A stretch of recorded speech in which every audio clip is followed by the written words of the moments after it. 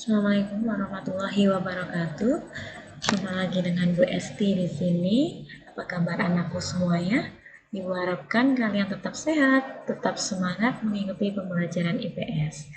Nah, pada kesempatan kali ini kita akan belajar materi tentang ruang dan interaksi antar ruang. Langsung saja ya.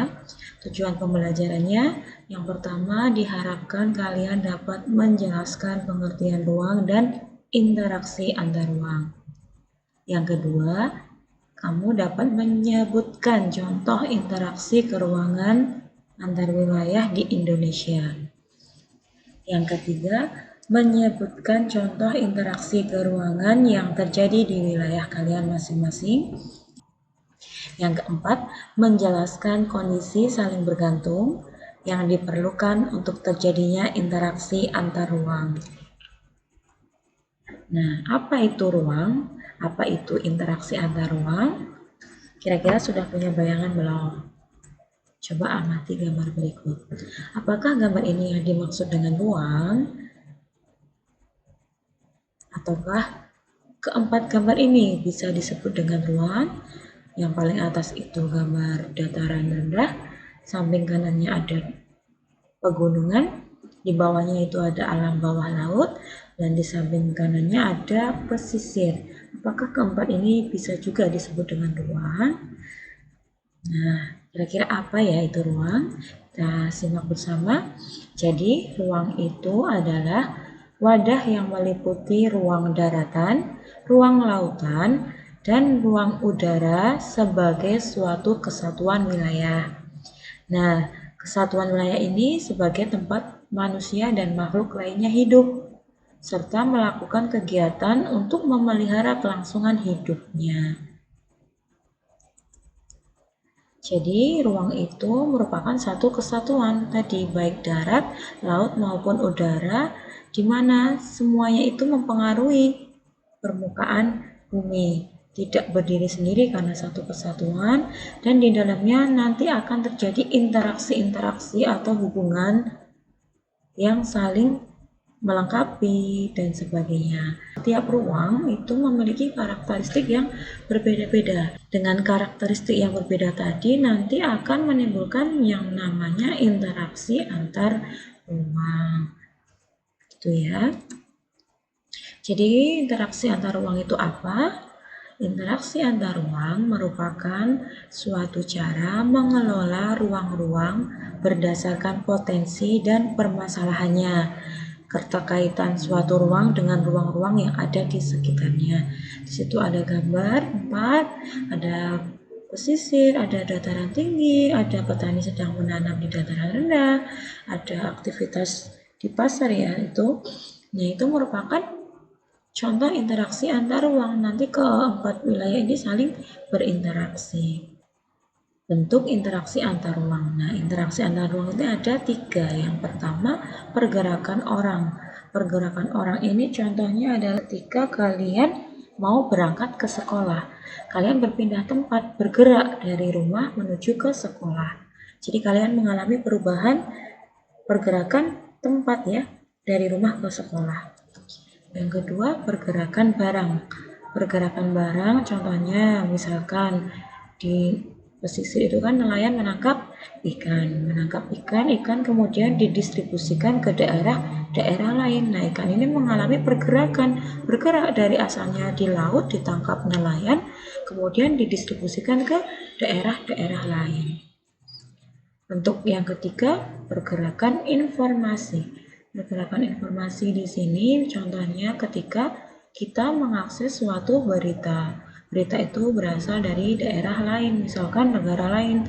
Contohnya yang sedang terjadi saat ini ya, virus corona itu kan asalnya dari Wuhan. Kita mengakses informasi tersebut dari media sosial. Nah, informasi dari Wuhan itu bergerak menyebar ke seluruh dunia.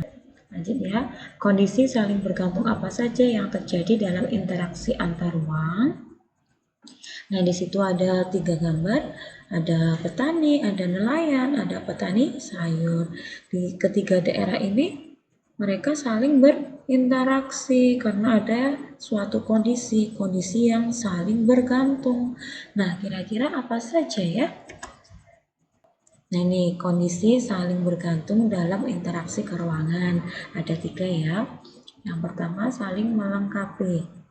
Saling melengkapi di sini kondisi di mana jika wilayah-wilayah yang berbeda komoditas saling berinteraksi, saling melengkapi karena komoditasnya berbeda-beda. Misalkan contohnya tadi, petani sayur menghasilkan sayur, nelayan menangkap ikan, komoditasnya berbeda sehingga mereka saling melengkapi untuk memenuhi kebutuhan hidupnya. Yang kedua, kesempatan antara. Di sini merupakan suatu lokasi yang menawarkan alternatif lebih baik sebagai tempat asal maupun tempat tujuan. Yang ketiga, kemudahan transfer atau transferability.